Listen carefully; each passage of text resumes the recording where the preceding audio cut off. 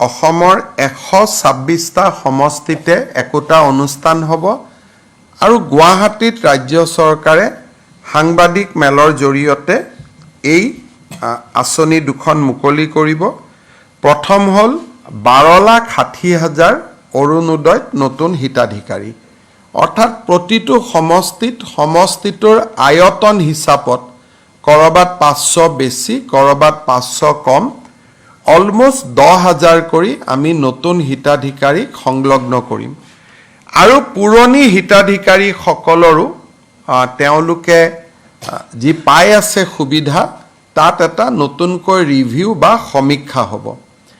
এই গোটেই কাৰ্যসূচীটো আমি 19 ছেপ্টেম্বৰত আৰম্ভ কৰিম আৰু আমি 10 জানুৱাৰীৰ ভিতৰত প্ৰপত্ৰ লোৱা, প্ৰপত্ৰ চিলেক্ট কৰা, ফাৰ্ষ্ট ইনষ্টলমেণ্ট আমি যাতে 10 জানুৱাৰীত দিব পাৰোঁ, সেই ধৰণে অৰুণোদয় 3.0 আমি 19 তাৰিখে সূচনা কৰিম বা আমি আৰম্ভ কৰিম।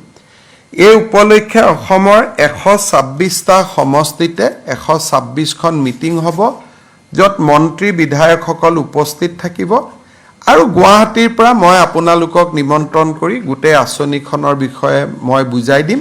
কিন্তু 126টা সমষ্টিতে ইয়াৰ একোটা অনুষ্ঠান আমাৰ মন্ত্ৰী বিধায়কসকলে কৰিব আৰু আমি এই অনুষ্ঠানত যোগ দিবলৈ বিৰোধী পক্ষৰ বিধায়ক সংসদসকলকো আমি আমন্ত্ৰণ জনাম।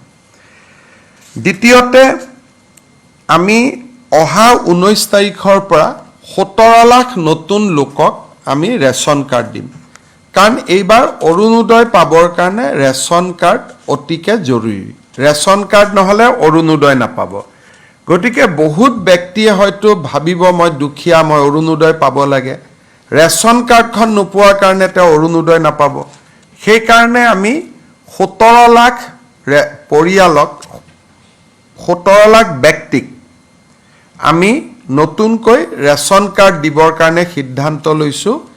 এই আঁচনিখনো আমি 19 তাৰিখে আৰম্ভ কৰিম, অৰ্থাৎ যি মিটিং হ'ব অৰুণোদয় আৰু ৰেচন কাৰ্ডৰ কাৰণে যুটীয়া মিটিং হ'ব।